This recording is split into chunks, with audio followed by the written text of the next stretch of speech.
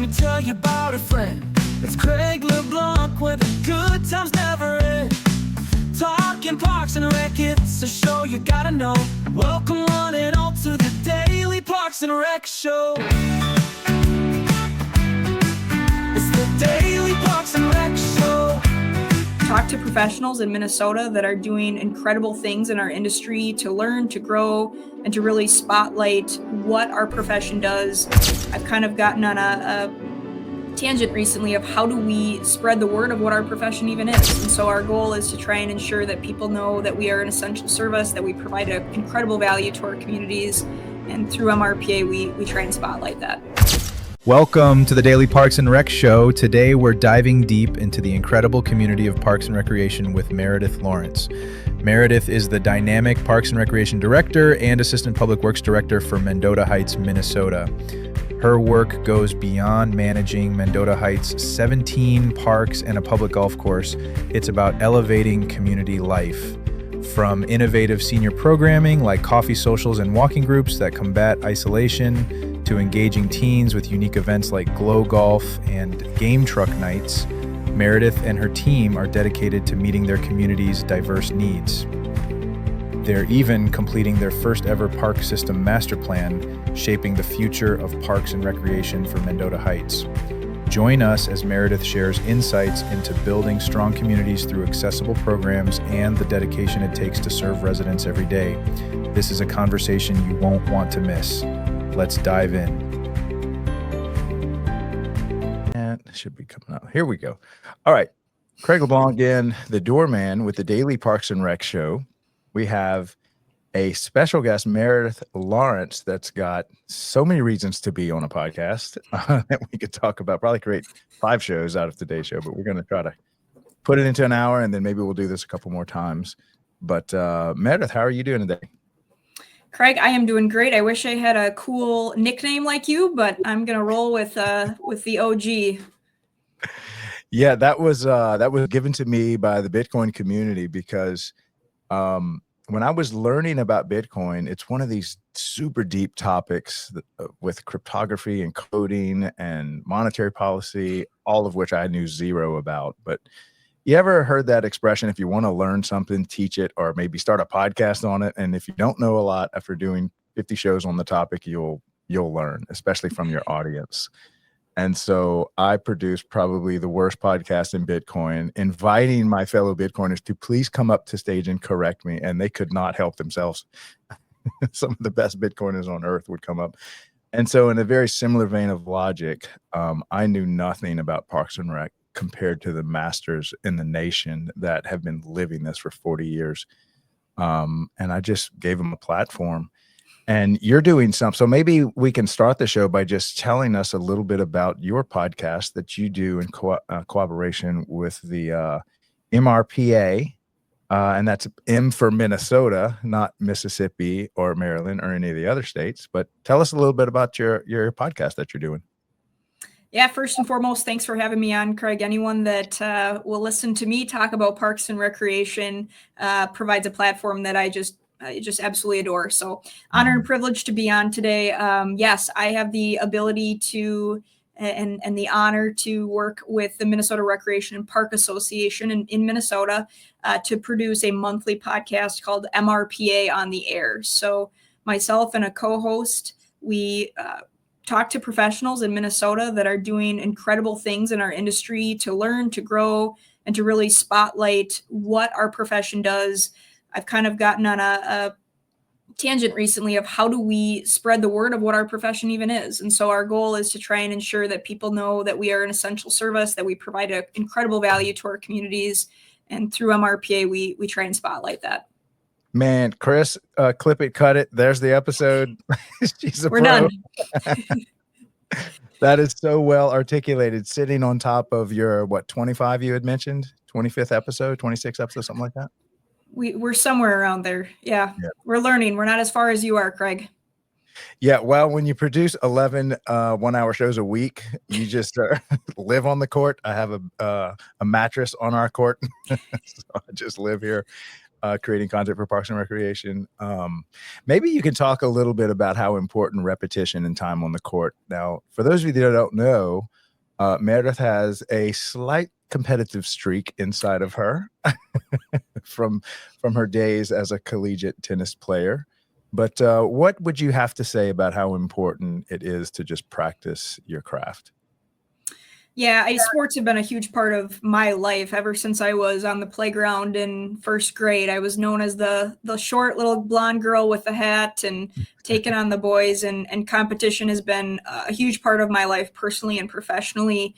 And that really did illuminate through the tennis court. So I did start playing tennis at a very early age, and I did have the opportunity to play college tennis, which is one of the best joys. It's one of my most memorable times of my life. And a lot of that came through repetition. It came through practice. It came through showing up on the good days, on the bad days, having a team of people that supported me when I was at my highest and when I was at my worst. And so I think that repetition has a lot to do with what we do. I would say both personally and professionally. You know, I value a lot of my personal life, of my relationships with my friends and my family. That comes a lot through repetition, as well as work. We do a lot of the same tasks and we do a lot of new tasks, and that team atmosphere for repetition is really important to me because I am surrounded by a great group of people every day that push me to be the best version of myself that I can be. Yeah, yeah, that's huge. I love how you say, where you spend your time, that's where your mastery grows. And just putting in the reps, putting in the time, nothing there is nothing that replaces time and experience. No matter how talented you are, if you're going to get up against someone that's okay, but is 10xing the amount of experience on the court, they're going to beat you with experience. So definitely a big part of mastering something. So maybe take us back to, your college days and your time as a competitive athlete. Yeah, so I had the opportunity to attend Augustana University in Sioux Falls, South Dakota, a Division II school. I was recruited to play there in high school. So I was a high school tennis player and basketball player, and then went on to play college at Augie. Tennis was a very different college experience than most college students get. You know, we're on the road from February through the end of May. Every weekend, whether we're home or whether we're away, we're not living the typical college life. So I think the other thing that was huge for me going to college sports was the family that I inherited the day that I walked on campus. And so as a freshman, to have 7, 8 girls that were on the team through, senior year, obviously people change and people are coming and going because we're not all in the same grade, but it was that family aspect of that team aspect that really helped me through. College sports is a grind. I think anyone will tell you that it's a job. I would go to practice every day, and my roommates, college friends, they would all be taking naps or doing homework or, things. And it was a grind. It was continually having to show up and be your best and try and lift others up around you. And so sports have had a huge impact on who I am, and that college experience really taught me how to balance time too. I had a job through sports. I had to keep my academics up to maintain eligibility. And then my senior year, I also worked a job at the same time of doing all that. And so it really taught me a lot. And I look back on those experiences in college, and I reflect on how much I grew and how much I learned about myself, and how many of those different pieces of who I am today are shaped from that experience. Yeah. Yeah. I love the way you're talking about how it's a grind. Imagine you've got a busy school schedule with tests and homework and class attendance. And then on top of this busy schedule, you're getting a scholarship or something to be on the team. The coach is pushing you, the teammates are pushing you. And so you just have to find a way. I don't know if you were like me in college, but I was literally bringing books on the bus to the games and stuff with me. So here, instead of, going through Instagram, I'm going through books and stuff. Did you have a similar experience? I did. I was known as Beats. That was my nickname, Beats, because I had Dr. Dre Beat headphones like this, and I sat on the bus in the back. It was just me. And yeah, you're studying, you're trying to find time in the hotel. You're not watching TV. You're in the lobby with a book and trying to get get going. Cause a lot of times we'd get back at, 2, 3 in the morning on a Monday, and you may have a test at 8 a.m. So you're going to catch 2 or 3 hours of sleep and unpack and get up and go. So it really defined a lot of hard work and grit and passion. But I think really for me, it ingrained in me the impact teamwork has on anything you do, really. Mm-hmm. It reminds me of that phrase that if you want to get something done, find the busiest person you know and give it to them. They just find a way to do it. And how did that prepare you for the chaos that is Parks and Recreation, throwing so much at its professionals? How did that life as a collegiate athlete, pursuing a degree, prepare you for a life in Parks and Recreation? I always say that when I show up to work, no 2 days are the same in Parks and Recreation. And it's even, similar with other government roles, but I think ours is even more unique. I have an Outlook calendar, obviously, that the night before I'm looking to see what is on the calendar, and I've got meetings that I attend. I actually sit in a lot of meetings now, but the day is never the same. And so I may show up thinking one thing's going to happen, and I get a call that we've got an emergency or that something is taking place that we didn't know was taking place, and we pivot. And I think that's the hard part about Parks and Recreation is no day is the same. And so the work still has to get done. And so that might mean that you're staying late, or you're working on a night or a weekend to get a memo done or a report done, or to get back to residents. Communication is really important to me, resident communication. My policy is I respond before I leave every day to every email. And if it's even just saying, hey, I got your email and I don't have an answer, but I've acknowledged you, that's something that I value, and I encourage my team to really value too. And so it's a lot of just trying to multitask. It's trying to ensure that when I'm with my staff and with residents, that my attention is on them, that they feel like I am paying attention to them, that I'm not preoccupied. But yeah, I mean, sports has been a huge part of keeping a calendar and balancing time, and also making hard choices of saying no. And I think that's one thing I've learned recently, that sometimes we can't say yes to everything. And so we do have to prioritize what we can do and do it well. Yeah. And so make sure I'm pronouncing this right. It's Mendota Heights. Am I saying that right? Yep, you got it. I'm all decked out in my gear. Mendota Heights, Minnesota. So you are the director over there, correct? Correct. I serve as the Parks and Recreation Director and Assistant Public Works Director. Oh, I love it. And so a little town of 12,000 people, not so little actually. That's a nice little town. What's your staff size? Yeah, so under our team, so Parks and Recreation, we have 2 recreation coordinators, one that focuses primarily on programming and events, and then one that focuses on our golf course. And then we've got an administrative assistant, deputy clerk for our public works department.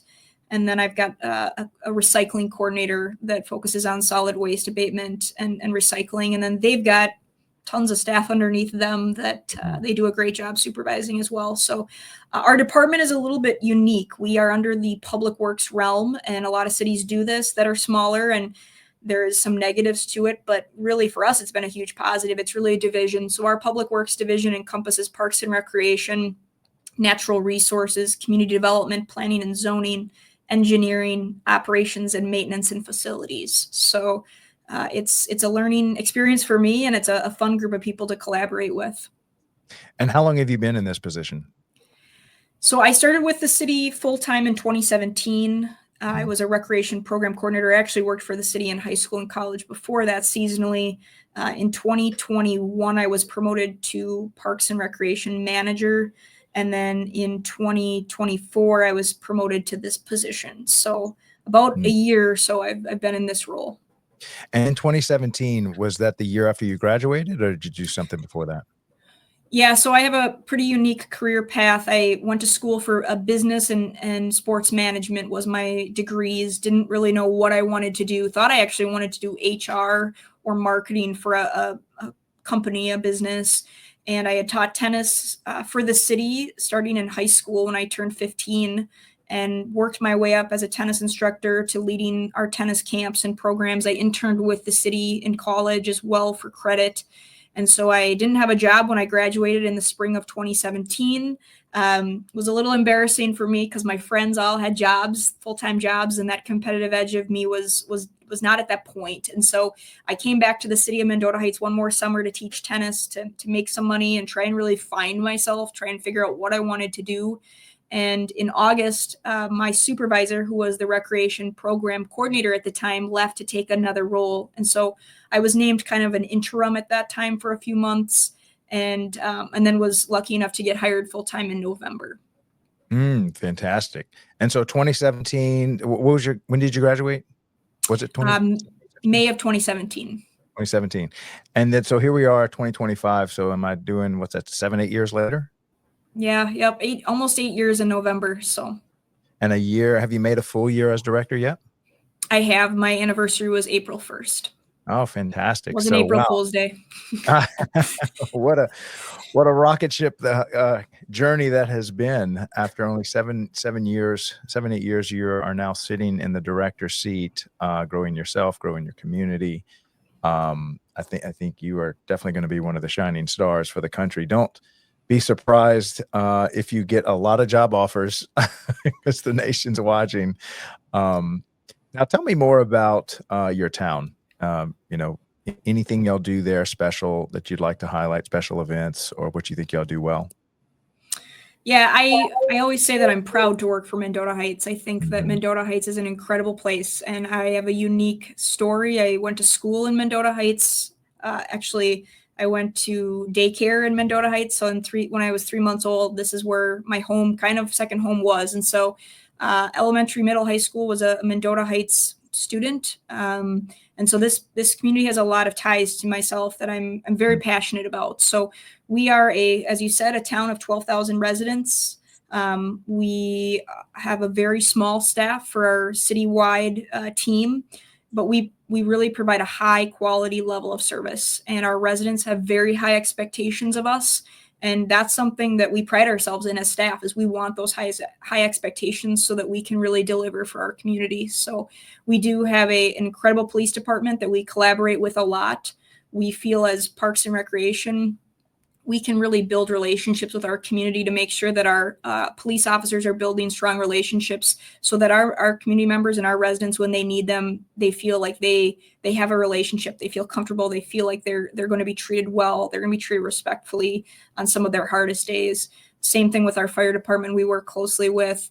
And I would say that we have a small but mighty team. We work together a lot. In a small city, we're consistently helping each other out. So our Parks and Recreation team doesn't just do Parks and Recreation. I would say we really work on quality of life. So when election season comes around, you'll see us out and about helping, setting up and helping to get things going for our elections team. And they reciprocate that, and they help us out too, which is how we do larger events when we have such a small team. So our community is well-versed with parks. We have 17 parks.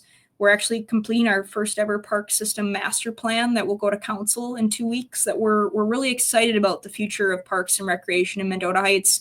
We have 3 golf courses in our city, which is super unique, 2 of which are private, 1 of which is public. We have a 9-hole municipal golf course that we manage and supervise that we just love. We do a lot of unique programs. We have 4 legacy events here, which are kind of our city celebrations, you could call them. We do a Frozen Fun Fest in the winter up here in Minnesota with some fun ice and snow events. We do a trick-or-treating event. We're to have a new party celebration called Heights Fest that we do, as well as our Touch a Truck. So those are our 4 big events, but our team really works to be unique, to listen to the community's needs and wants. We have a very large percentage of our population that is in the senior demographic. And so we're working on more ways to engage them, especially in the winter during that isolation phase. And our city really also values solid waste abatement, organics collection. We do a lot of events to try and ensure that we leave this earth on a better place than when we came. So I say every day that the workplace culture here is incredible. I come to work every day and I feel valued, I feel appreciated, and I feel respected. And my goal is to provide that same feeling to my team, to our team. I feel lucky that I come to work and I feel like it's a fun atmosphere and we support one another. And I look at the team that we have and they hold me accountable and they inspire me. And so Mendota Heights is the place to be. Yeah, man, you just spun off like 4 questions from that. But let's see. One that really interests me, and I'm curious, I could be wrong on this, but it seems like that there are kind of like 2 buckets that Parks and Rec professionals find themselves in there. a lot of them will just go from city to city as they kind of climb their ladder. But then I know there's a group in that population that just loves their hometown, dreams of just working and investing in their community. And it's just been something they've been invested in from a childhood. Is it, where do you see yourself? I always say that the future is, it's not in my control, right? I have the ability to try and impact my future, but there's still a lot of unknowns, and I think the future is bright. And so for me, I think I have a huge passion for Mendota Heights. As you said, there's a lot that I think we have the ability to do.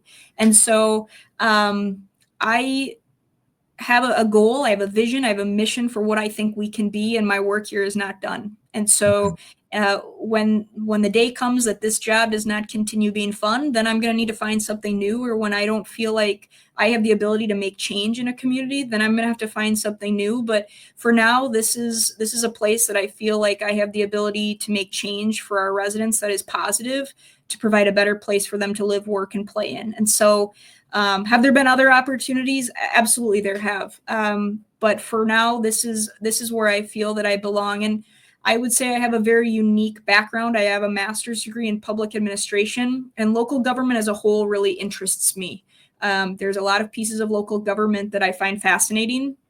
And in a smaller city, you're much more involved in the day-to-day operations, seeing the city holistically than in a larger city where you may be more siloed. And so that is something I really appreciate with Mendota Heights. And I have been blessed with incredible supervisors. I had a supervisor when I started here, and I was 22 years old, that took a chance on me I don't think she should have taken, but she did. And she hired me and provided the mentorship and support for me to be successful. And she's now our city administrator. And so part of this is the opportunity to learn, to grow, to experience things, to feel like I'm every day coming to work and being challenged is just something that I value.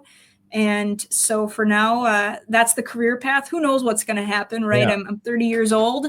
But for now, this has just been an adventure and a ride that I'm really grateful to be on. I think it's people that have helped me to be successful that I owe a lot to. And my goal is really to give that back to someone else, because it's the impact I make on someone else that is more important than the career path that I'm on. Meredith, as I'm listening to you talk, I am noticing you have a abundant and healthy amount of self-awareness. Where did that come from? Well, I think that I actually have this conversation a lot with our city administrator, because she's got an only child as well. But I grew up in a household with being an only child. I had two parents that were very hardworking, that were very reality focused. And so I think I grew up in a household where we did have hard conversations with one another, and we did talk a lot about budget and finances and decision making. And so I grew up in that way, and I've learned that, and I've grown a lot through that. And I have a lot to thank of my parents and everything they invested in me. I grew up in a household where I was told to dream, and I was told that the impossible was possible. And so that self-awareness, I think, has come through a lot through that process. And to have two parents to this day that still watch council meetings and give me critiques, and still I call on the way home and ask for advice, has shaped me into who I am. And I'm grateful for that relationship with my family, because I recognize not every family has that. Yeah, that is something special you have there. So you've got a strong foundation, and I think it's showing in your career and your journey. Tell me a little bit more about this, which I want to hit on all four of these if we have time. The master planning, senior demographics, recycling. Let's see. Let's talk about the senior demographics, because I know you said you had a grandmother that's an elderly. Well, she's what, 91? Is that correct? She is. She's down in Iowa. Uh-huh. And she, I think she's one of the reasons that I really value senior programming, is I've seen her in the winter be very isolated, right? She doesn't have a lot of family that's close. And so it's tough to see senior citizens that maybe are homebound or aren't leaving their home much, and that impact that is hard for them to live a healthy lifestyle. It's hard to live a healthy lifestyle when you're not around people, right? You're not around people that are supporting you. And so that's had a huge impact on me. You know, her and I are very close. We've been very close for a majority of my life. We talk on the phone multiple times a week. And so for me, that senior aspect, seeing the demographics in Mendota Heights of our community and trying to find ways for them to get out, to be active, to feel like they have friends and community members in the community that they trust, that they value, that they can connect with is huge. And when I say we, I would say really our team and the staff. It's not something that I did, but we've started some programs, some coffee, cribbage, and cards, some walking groups, some various ways for our senior citizens to get out, to be active. And the relationships that have been formed are just incredible. We've seen seniors that have met friends or reconnected with people they went to elementary school with that are now traveling together, that are helping each other with housework, that are celebrating holidays together. It's absolutely amazing to see. And that is the definition of community. And that's what we try and build every day in Mendota Heights. And so senior programming is something that's actually come out of that master plan. It's telling us that we need to provide more of that. We need to be more self-aware of our demographics and who we are so that we can make an impact in our community. Yeah. You know, on day one, every director walks into their office and they see a hat rack with about 40 hats on it. And there's all your job titles. And whether it's master planning, special events, youth sports, and a lot of times we just kind of,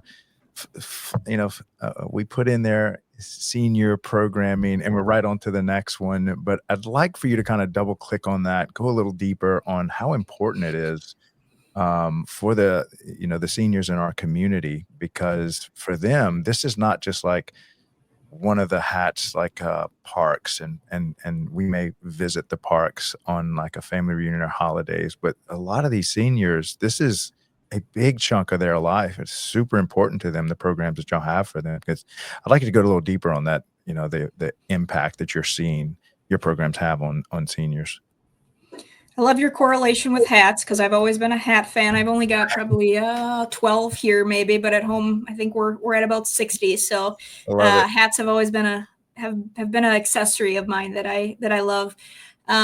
Senior programming is something that I would say we're really working on. It's a goal of ours, and as part of our master plan, we are continually really auditing ourselves and asking ourselves, what can we do better? And this is actually an area that we think we can do better and we need to do better in. So our team is consistently working on trying to figure out what our community wants in regards to senior programs. I always say that seniors and teens are really tough for me because I'm not a senior citizen yet and I'm not a teen anymore. And so one thing we have been doing is more focused community engagement. Community engagement is something that Mendota Heights values a lot. We do community engagement for playground replacements. We do community engagement for our master plans. We do surveys and engagement on our programs. And so we have been reaching out to our residents to say, what could we do? And we have a commissioner that we've met with recently that is of the senior demographic that's been connecting with over 200 seniors in our community to say, what would interest you? Is it more card games? Is it a book club? Is it gardening? We try and do a lot of multi-generational programming as well. Something we're looking into is some multi-generational volunteering. How can we have young folks help older folks with certain activities in our community and build that relationship? Because our senior citizens have a lot to provide for our young people in helping to shape who they are and that historical background that they have that is unique. And so we are continuing to look at ways we can engage our senior population. It is really important because we know we have a large senior population. We know based on the estimates for our census that that's going to continue to be a demographic that grows for us. We have some new housing that's gone in that is very senior focused. And so our goal is to try and get to the seniors. We recognize they might not be able to get to us, or they might not feel comfortable in the winter coming to us. And so this spring, for example, we're actually getting out into one of our senior facilities and providing programming there so that they don't have to even leave. We're in their program room, party room, and we're going to bring it to them. And so that's an initiative I'm really excited to see the impact on, right? And so like I said, I give a lot of kudos to our staff. Our team they're innovative, they're passionate, they work really hard. And this is all of them doing it. You know, I always say this when I get in front of council and I present something on behalf of our team. It's me that's the face of it tonight, but the everyday face and the everyday heroes of our team are those staff of ours that we have. And I am so proud of everything that they do. Yeah. You know, I'm officially crowning you a level 5 leader. I don't know if you've read Jim Collins' book, Good to Great, but there's a whole chapter on, oh my gosh, it's a great leadership book. It's mostly a business book, but it talks about how, you know, a lot of the level 4 leaders are very ambitious, some would say self-serving. It's more about them, but whatever it took you to get to level 4 leadership will not get you to level 5 leadership, which is very selfless. They sit in the background, elevate their team around them. It sounds like that's exactly who you are and what you're doing. You did touch on something that often is categorized as almost a lost generation. I've been told, and I've seen myself, that sometimes the Parks and Rec department can lose that teenage year. They have something for like the families, the babies, the 5th to 8th graders, and then somewhere around like junior, senior year, they just fall off the map on Parks and Rec and then re-show up as like adults that might do yoga or running clubs and stuff. So talk more about what do y'all offer that teenage group? Yeah, teens are tough. I have said this since I started here, that it's a group we want to engage, and it's a difficult group to engage. I think they're at that age where they're really cool. They think they're really cool. And we have teens that, you know, they have better things to do than come to Parks and Rec. And I also think teens are a tough year. Technology has made school even more difficult. And I think Parks and Recreation is more and more important because of that technology piece, and trying to ensure that they can have communication with one another that's verbal, it's in person. I mean, I even say our generation, we don't like talking on the phone. It's scary, right? We'd rather hide behind a screen. And so we are doing more and more to try and engage our teens. We have a student representative on our Parks and Recreation Commission who is a junior, going to be a senior, who has really inspired me to try and engage teens more. And so our team, our staff, our coordinators met with her and some of her classmates a week ago and really asked them, what do you want to do? What could we provide for you that we're not providing that you would actually be interested in? I don't want to go and try and provide stuff that they have no interest in, because that's just a waste of our time and it's a waste of their time. But what are you actually interested in? We did this as part of our master plan. I went around to all of the high schools in Mendota Heights. We have 3 high schools, a very unique setup. And I asked them, what do you want to do? What do you want us to provide for you? And it's interesting. Some of the things they want are more passive programs. It's hammocks. It's a space for them to come and listen to a concert, and food trucks. It's not as much one-on-one programming as I actually really expected. And so we're working with our teens to try and develop those programs. And I would say we're doing a great job of trying to collaborate with them. I've also met with superintendent and the principal from our public high school to say, what can we do to collaborate? We are a city that does not have a lot of city-owned indoor space, which is difficult in our climate. And so what can we do to collaborate also with our school district as a whole and community education to say, you've got facilities, we've got staff. How can we do this where it's accessible for teens? So we've developed some programs that we are doing with teens. We've got Glow Golf that we do, a teen night where kids come to our course. It's dark out, it's late, and we've got light up golf pins and balls, and we'll do some bags games beforehand and some pizza. We do a game truck that we've just started where we have a video game truck that pulls up to a park, and these kids can hang out with one another unsupervised, but still having one of us there to make sure that it's safe for them. But we are continuing to try and find ways to do this. And our team added a full-time employee in March to really focus on our golf course more. That had still been underneath myself for clubhouse and maintenance operations. But our council told us we want to see more senior programming, teen programming, and more natural resource-based programming. And so the addition of that staff, he's only been here 3 months, but the impact he's already made in 3 months is absolutely incredible. And I'm excited to see what more we achieve together through that additional capacity. Yeah. I love how you recognize that it is challenging to serve a demographic that you're not. You know, when you're not a senior and you're not a teenager, it's easy for you to create this echo chamber within your department and have this confirmation bias as to you knowing what the teens want. And the best thing you can do to fight that is to go ask the teens, get out into the high schools, and you'll be shocked at how off sometimes you are. Is there anything more you can say about what it's like to go out and talk in front of the high schoolers and how important that kind of work is to get that feedback from them? You know, I think back to my high school days and I think about who I was and who I was trying to become and really the career path that I was trying to figure out. You know, I was not a good student. I hope visitation where I went to high school does not pull up my my transcript for you by any means, but I was a kid that really, I worked in high school a lot. I was busy with sports. And I was really trying to define what I wanted to be. I didn't think I had the capability of being a super successful employee someplace because I didn't have super great grades. And so a lot of it was learning opportunities. And that's one thing I've tried to do going out into the schools is also trying to use this as a platform for career development and career exploration. And so when I go into the high schools, part of what I'm doing is to say, if you have bad grades, you're still going to make it, right? There's one way of saying that to them, that we're all going to find our way. We're all different. We're all unique. But also showing them what local government has to offer for careers. I think one of the things that we don't do well enough in our career is to show all that Parks and Recreation has to offer. It's not just building playgrounds. It's a lot of different pieces to it. And so I want them to first know that this is a career, right? That's my goal. I'm working closely on an externship basis with the Academy to do a platform network program called Parks and Recreation, a Career Choice. A lot of people fall into this field. So that's my first goal when going out into the schools, is to try and just talk through careers. And I understand what it's being like in high school. I wasn't in high school too long ago.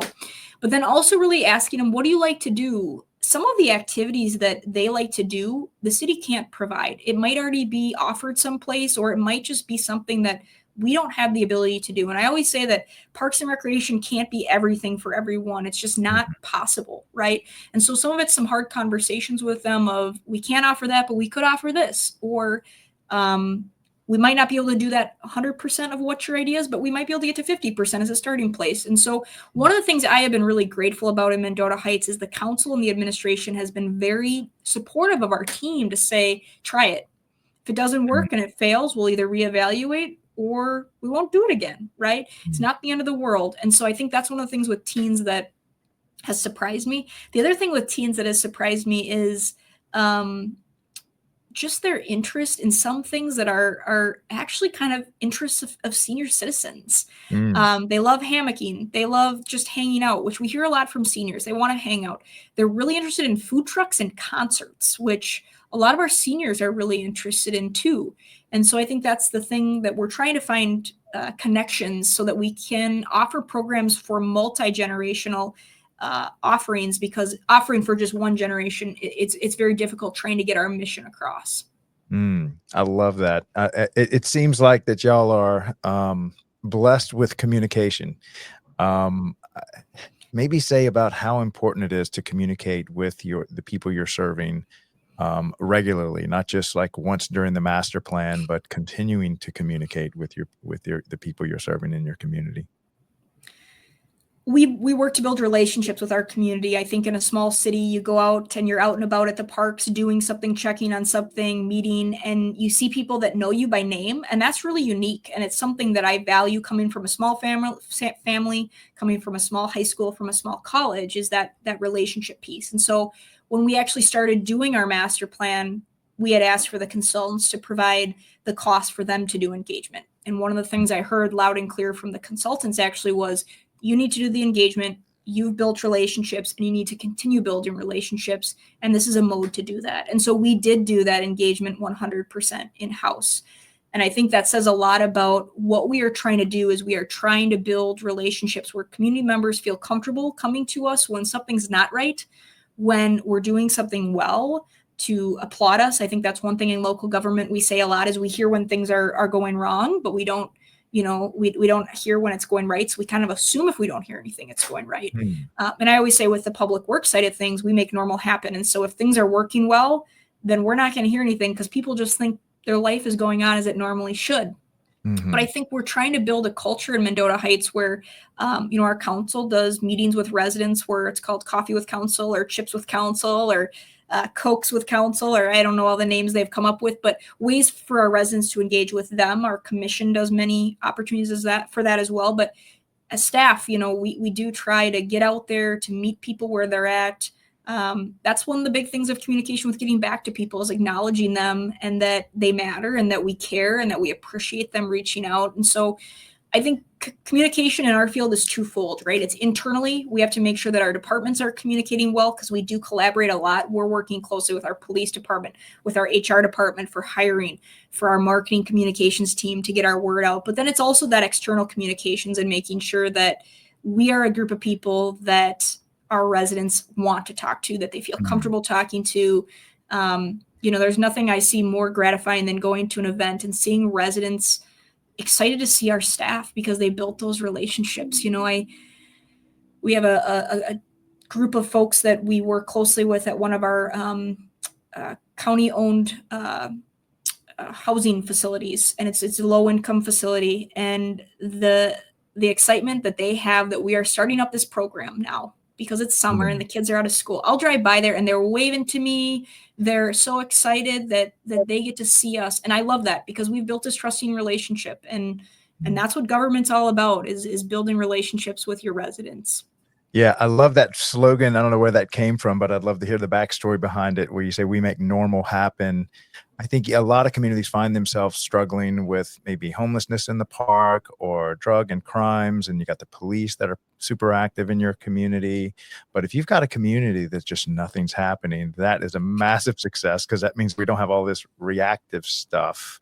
And maybe you could speak about how Parks and Rec really is the preventative side of your community, where you're having healthy community that's just being, like you say, normal and not having the reactive side of where other departments have to get involved, maybe at the corrections level. Anything you could say on that?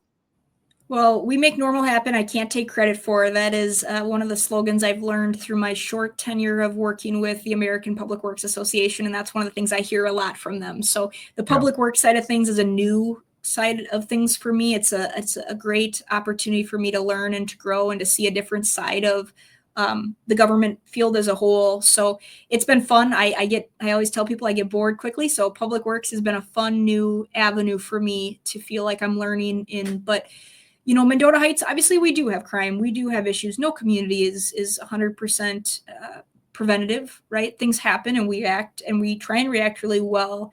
Our police chief is probably one of the, I would not even say the word proudly, she is the best leader that I've seen in local government. She really takes community policing to the next level. She's very transparent. She's very community focused. She is out meeting with residents. She's very honest when we make mistakes. She's very willing to meet with folks in our community. And she's also really willing to partner with us as Parks and Recreation to do our events. We do picnic with public safety, pickleball with public safety, blade with the red and blue, bogey with the red and blue, cops and bobbers. It's something we collaborate a lot on. And our goal is to try and really work with them to make our parks a place that prevents crime, that is an avenue for our residents to have a safe place that they can come, that they can feel welcome, that they can live a healthy lifestyle. And so, are we going to prevent crime all the time? No, but she and I have always said that good parks and recreation, good parks, good programs, good welcoming spaces will reduce crime. And I think that's something that's important to us in Mendota Heights, is ensuring there are safe places where our residents feel welcome, where they can build community, where they can feel valued and respected and welcomed, so that they're there, and our police are there for them on their hardest days. And that can be difficult, hearing the stories and the things that they are going through. It's a job I could not do. When I see the videos and I see the things they've done that we've shared with our community, it's a tough job, and that's where partnership is really important. Man, I can see this is going to be one of those shows where I don't know how many questions I got answered, but I created about 50 questions that I would like to answer and just don't have time for it. Okay, so I have never heard, I'm ashamed, but here we go. I've never heard of the American Public Works Association. I know there's associations all around Parks and Rec outside of the traditional Parks and Rec associations and stuff. So tell me a little bit more about the American Public Works Association. Yeah, I got exposed to the APWA actually through my master's program at Hamline University. So as part of my master's in public admin, one of the courses I was able to take was a public works leadership class. And so at that point, I was still very focused on parks and recreation, but I decided to take the class and I learned a lot. Parks and recreation is an interesting one because park maintenance typically does fall under public works. And so it's that collaboration piece with two very different departments. So I did that program. I'm part of the mentorship program for APWA. They're doing a lot more in Minnesota with young professionals. I think we're seeing both in public works and parks and rec that generationally our profession is changing significantly. So I'm involved in that. I've gone to some conferences. I'm doing a executive fellowship leadership program for APWA this fall, but really similar to NRPA for Parks and Recreation is APWA, and it really encompasses a lot of different pieces of public works. It's maintenance, it's engineering, it's facilities, it's sustainability. It's a great organization. It's an organization I hope to become more closely aligned with, but it's, you know, I think professional associations do so much for our profession, and for a young person, I can't say enough of how the professionals, the mentors that I have met through these groups have helped me to be successful. And so it's definitely a group to give a look out for. And I'm excited to get to be more involved. Yeah, well, anything you can do to connect me with that association, I'd love to have them on the show just to kind of highlight what they're doing, because you're exactly right. By my estimation, 1/3 to maybe even half of the effort put in man hours and dollars spent goes into facilities maintenance. And a lot of that is almost, the lines are blurred between, public works and facilities maintenance, but there's so much goes into that from a lot of the projects that they manage. It probably goes into master planning. So yeah, I'd love to learn more about that and kind of highlight what they're doing. Let's see. Okay. So I have a facilities maintenance show, and I made the mistake of having someone that just finished. So it's a 4-day-a-week, Monday through Thursday, 10:30 a.m., all facilities maintenance. One of the guys similar to you just wrapped up a master plan. And I said, let's just pick this thing apart. I'm line by line. What is master planning stuff? Oh my gosh, I opened up a can of worms there. So I'd love for you to say more about, maybe give like a quick 101 on what is master planning, since it's all fresh in your head and you've kind of seen it start to finish. Yeah, it's a 175-page document, so I don't know how much I can enlighten you with today. But Right. a master plan is something we haven't done in Mendota Heights. It's something that I really promoted with our council and pushed for and recommended, and they ended up doing it. It's not a cheap project, and it's very labor intensive from staff, but many cities have comprehensive plans. I believe actually in Minnesota, all cities are required to have a comprehensive plan that really outlines with the Metropolitan Council the city's goals, vision for development, really housing based. And so I think of the master plan as really our Parks and Rec plan for that. Mendota Heights did a 15-year plan. Some cities do a 10-year plan. It really varies city to city. But the plan is essentially what I tell council is an audit of our department. We do a financial audit every year. We're required to by state statute. And so this is a group of folks that are very well versed in parks and recreation that come in. We have 2 teams of consultants working on this project in collaboration. They come in and they ask us a lot of questions. They review a lot of our documents. They meet with staff. We do a lot of community engagement. They get a lot of data collection of, do we have enough tennis courts? Do we have enough baseball fields? Do we have enough playgrounds? Are people able to easily access our parks? Is there good ADA accessibility? And can someone in a wheelchair utilize this the way they should be able to? That's something that's really important to me, is to ensure that our residents that have disabilities can do everything that we can do, or that anything that they want to do, right? I think accessibility is really important to build a community that people feel valued and welcomed and appreciated. So these consultants have come in. We've done about a 16-month plan where they build out with us our vision, our mission, our goals. They set forth an implementation plan. So over the next 15 years, this is what we hope to accomplish. They go through and look at benchmarks with other cities that are comparable to us in regards to our budget, our staffing, our parks, our programs, our revenues, our expenditures. They look at us on a national stage of where we compare And then the beauty of this is they actually come on June 17th in Mendota Heights to present their findings. And then the real work happens. And that's one thing I've been very clear in this process is we're going to get a 175-page document, which is long.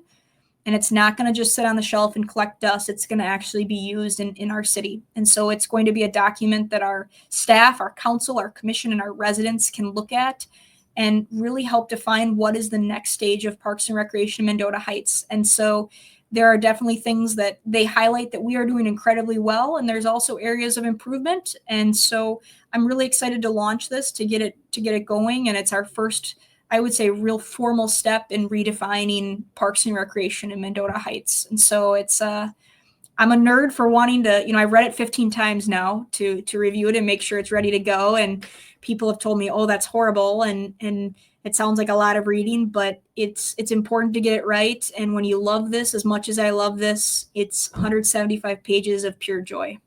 Yeah. And it's so important. Sitting back, looking at what the master plan does for you, it kind of, at least what I'm seeing, it's forcing you to answer the question, who are you? Where are you? Who do you want to be? And how are you going to get there? And so many times, and it's so hard to define who you are and where you are because it's all moving targets. So today in 2025, you may describe your deferred maintenance, and a year later, you're not there anymore. Everything's getting older. The roofs need to be changed, and that trying to get to a destination without a map is just nearly impossible. So master planning is just a critical part of getting to where you want to go. Okay. Let's see. Recycling. Gosh, I can't believe it's been 50 minutes. We have to do this again. All right. So recycling, why is that important to your community? I've heard you touch on it a couple times. And what do y'all do with regards to, and I say recycling, that's a big, broad term. That might not even be the best term for it, but. Well, I have to remember recycling because out of my staff, the employee that will likely watch this is Courtney. So if I forgot about her, she would not let me go on. Yes. So when we did a reorganization in 2021, I believe it was 2021, we moved recycling from under our public works director to Parks and Recreation. So we're all under the same umbrella, right? He's got all of us underneath him as public works director, but we moved it under Parks and Recreation to have a better alignment with our parks and solid waste management, because our parks are where we do most of our programs that are related to this, as well as our parks are a large driver for ensuring that we're in compliance with county ordinances on garbage, trash, recycling, programming. And then the future and what we're really working on now is our organics piece of that. So we added that position under our team, and it's been a huge learning curve for me. It is a very complex avenue. It's a complex group of folks working towards missions and visions and goals that are different than programs that I'm used to. So Courtney is our recycling coordinator. We actually share her with West St. Paul and some surrounding cities through a joint powers agreement with Dakota County. And so she really works to make sure our residents are aware of what can be recycled, how they can get rid of waste that is not just something they can put in their trash receptacle. She works a lot with our multifamily units and apartment complexes on how do we ensure that they have the right setup for their residents to do this successfully. We have a drop site, an organics drop site at one of our parks that she does a lot of promotion with. But really her role with the community is to answer questions, to get out there and to promote recycling, solid waste abatement. And I've learned a lot from her. It's something Mendota Heights Council is very passionate about, is sustainability. We're working towards a Partners in Energy program where we really look at our energy reduction and how can we get the word out with our residents as well to make changes, to have better data collection with that. But sustainability, recycling, we do a lot with natural resources in Mendota Heights. We have a dedicated employee for natural resources. And if you ever come to Mendota Heights, you're going to see it's a very natural community. We're very, we have a lot of natural spaces. We have a lot of our park spaces that are not developed. And so we really try and be good stewards of this earth we live on. And our goal is to try and ensure that the next generation has that same passion for earth and the world we live in. And I think it's really inspiring to see when you go to the schools, these kids know what bins everything goes in. I'm asking them, is this garbage? Is this recycling? Is this organics? And, they roll their eyes at me because this is what they've grown up with. And that's what we try and do in Mendota Heights, is make sure that people have the tools to help us with that initiative. Yeah, I can kind of speak on the home level at least, and I'm really not even trying to, I guess save the planet or anything, but I've started to just drink out of, like glass, and so I'm not even putting the plastic bottles in. And originally I was just trying to eliminate microplastics from my diet. I wasn't even trying to shrink the garbage can. And then I started a little compost pile, and pretty much all my organic stuff goes in the compost pile, and my tomato plants and peppers love it. I plant them in the compost pile and they just go nuts. And what I've noticed is I've gone from like a full-size trash bag in the kitchen to like a Walmart bag once a week. And I'm not even trying to reduce the size. It was just what happened. So, so you're doing this on the city level. Any kind of little examples of how y'all actually do some of this? Well, Courtney does a lot. We get funding actually through the county for this. It's a county initiative that we agree to with all of the other cities in Dakota County through actually a pass through the Minnesota Pollution Control Agency. But Courtney does a wealth of events for our community. She does mattress collections. She does shred events where people can bring confidential documents to get shred properly. We do pumpkin collections after Halloween to properly dispose of our pumpkins. We do swaps. We've had folks come and we do a board game swap or a puzzle swap or a craft swap, and people bring things they don't need anymore and they can come grab new things. We've done that with holiday lights too, or holiday decorations. We do a holiday light collection. So she tries to find avenues where it's easy for people to make noticeable change. And I think that's one of the things we try and do with our residents is we try and be realistic. Right. Not everyone is to the level of having compost in their backyard. That's great. But really just trying to make sure that there's an opportunity for everyone to be part of positive change. Yeah. That reminds me, I used to be not anymore, but I used to be a big Tesla investor. And one of the founders was like Elon, and the other guy he brought in, he left, I think about 5 years ago, to found a recycling company for the mountain of old cell phones and computers and stuff that's just accumulating in our drawers. And his quote was, "The greatest resource for rare earth elements is in your kitchen junk drawer." It's in those. I think I've got a couple phones laying around. Yeah, I could probably collect about 50 devices throughout my house. But it's just stuff like that where the city can just provide a place to come bring some of these old batteries, old tire, whatever devices, rather than them just ending up in a landfill and then never having access to them again. So that's important. Okay, so we've only, oh my gosh, the time here.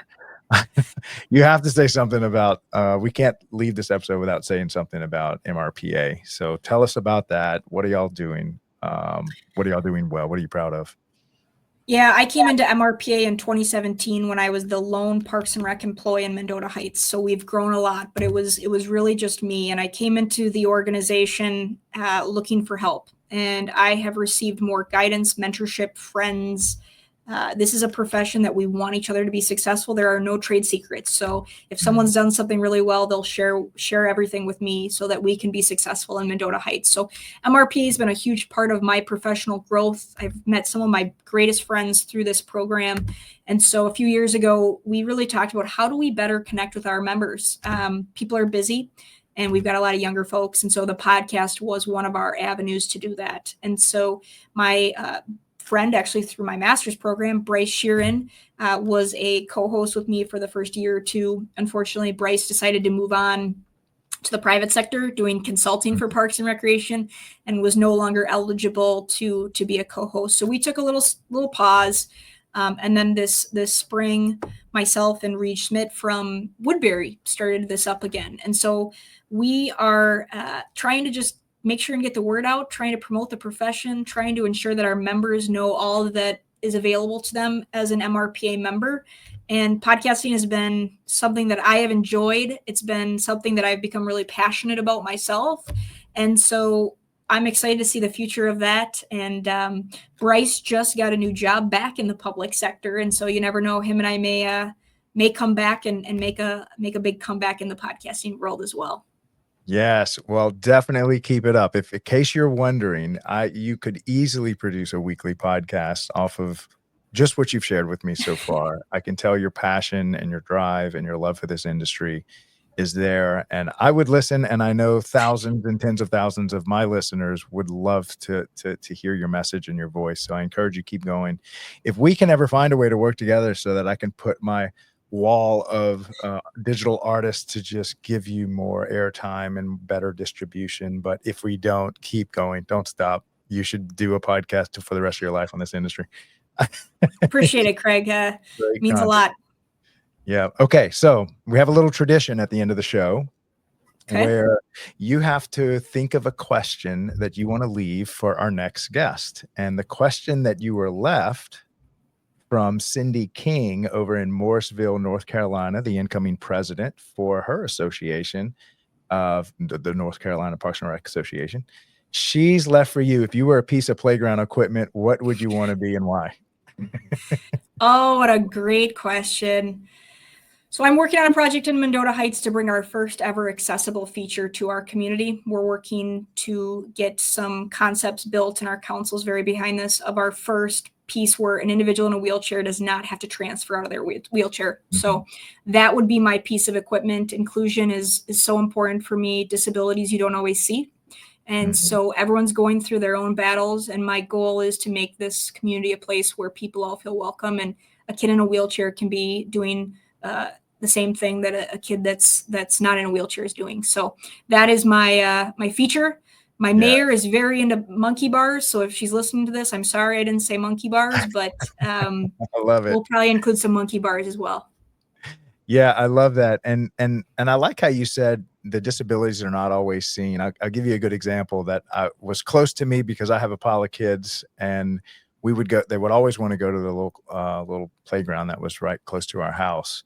And it was one of them, we went to another playground and they just had a little fence around the playground.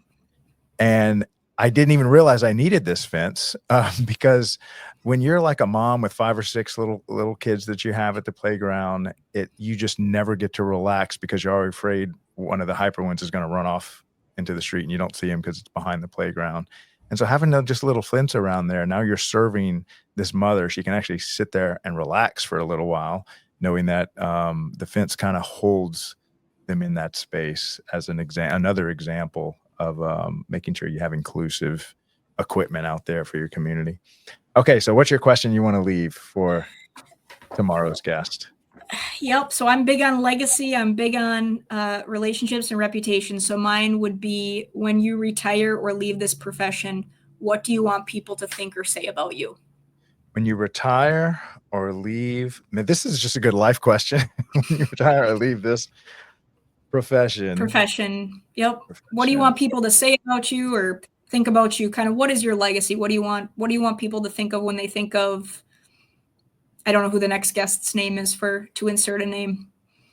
Hopefully they're watching this so they can prepare. That's right about you. Sometimes they do.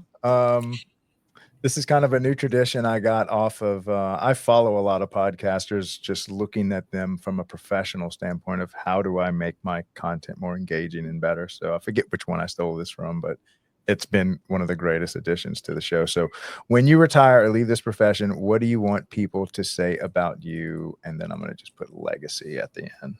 Your legacy. And I watched one of your recent episodes with Nathan Fort, who is one of my buddies. Yes. And he wore his hat. So that's why I wore my hat. That's for you, Nathan.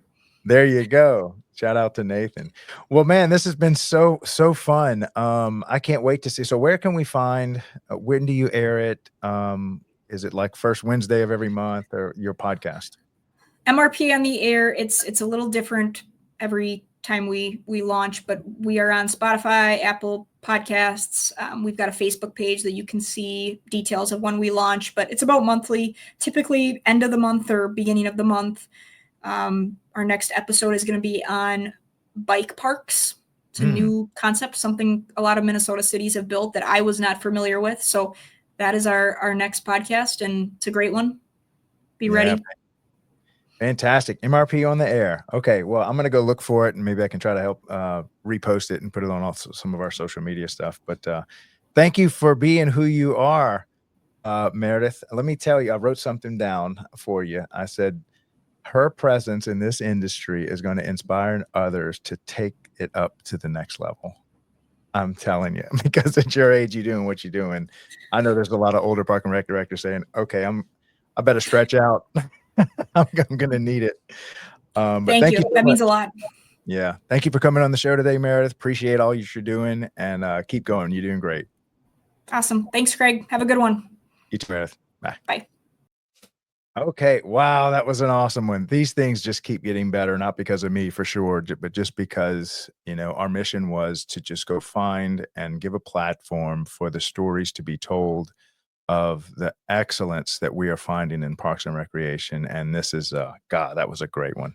Awesome job, Meredith. You are actually inspiring me to really up my game and just to be, to have a passion for what it is that you're doing. And I think with anything in life, man, if you love what you're doing and you're in that category, I can't believe they pay me to do this stuff, that you're just going to create greatness. And you can tell just by that short 1 hour we just spent with Meredith that she is on a great path. And I encourage everyone to watch this, share it, and maybe even follow in Meredith's footsteps, and definitely share this episode with anyone. We didn't even get a chance to talk about young professionals, but any young professional that is, in their early days of Parks and Rec or in college, this would be a great episode to share with them of, look what Meredith is doing. Look what she has done. Look where she wants to go. And that is something that I think is just going to be inspiring to any college kid that might not know what they want to do with the rest of their life. What does their life mean? What is their purpose? And they see such a purpose-driven person that has a rich history in sports and athletics, good family upbringings, great department, on a mission, lifts up her community, lifts up her staff. I could probably talk for Meredith. I need to be her spokesperson. Maybe she'll hire me as for free as the Meredith spokesperson. I'll be her agent. I don't know, just messing around. Okay, so Craig LeBlanc with the Daily Parks and Rec Show, another great addition. Thank you so much, Meredith, for coming onto the show, taking the time, and MRP on the air. Y'all go find her and shout out to everybody on the Daily Parks and Rec Show team. If one of you, I don't know if it's Kathleen, I don't know who's working on this one, Kathleen, Chris, or Hannah, which one of the video editors, but maybe if you could just go find the MRP on air podcast, find their logo, find maybe some of their episodes or whatever, and incorporate that into not the highlight reel of the show, but the kind of B-rolls, and where we kind of describe what we're going to be digging into today. That way we can kind of get her some on-air time. If you're listening to this, if you are a follower, if you're a fan, a subscriber, either on YouTube, X, Facebook, LinkedIn, thank y'all so much for liking, subscribing, sharing, commenting. I encourage you to go do the exact same thing for Meredith and her podcast, so we can kind of lift her up, get her message out there, because that's a powerhouse message. And we need more of that out there in the chaos that is the digital media that's being created, and kind of claim and lay our, flag, draw our line in the sand as this is who Parks and Rec is. This is where you can find us. This is where you can hear our stories. And I think this is going to be one of the great content creators. I hope she keeps it up. She's very good at it. So, all right, Craig LeBlanc signing off. I will see y'all here tomorrow. Thursday's a big day for us. We have our morning show, 10:30 a.m. on facilities maintenance. We have our leadership in Parks and Rec at 12 noon. And on Thursdays, every Thursday, we have our youth sports mastery with host Aaron Locks, all about youth sports. And so 3 shows tomorrow. Can't wait. That's always a big day for me. Love it. Awesome show, Meredith. Thank you so much. Love you guys. Thank y'all for giving me the opportunity to create content and be a place where the stories of Parks and Rec can be told. I will see y'all here tomorrow. Y'all have an awesome day. Bye. At DPRS Media Co., we don't just create content, We elevate community through storytelling. Now, we're proud to introduce the newest addition to the family. Welcome to Youth Sports Mastery, the podcast where champions are shaped, not just on the field, but in life. Hosted by the doorman himself, Craig LeBlanc, and National Academy of Athletics founder Aaron Locks. Youth Sports Mastery dives deep into how youth sports can empower kids, strengthen communities, and build leaders. From coaching culture to recreation strategy, and from player development to parent impact, every episode brings game-ready insight from the people making it happen. Youth Sports Mastery goes live every Thursday at 1:30 p.m. Eastern Standard Time. Only on the Daily Parks and Rec Show, sponsored by National Academy of Athletics and powered by DPRS Media Co. This is where purpose meets play.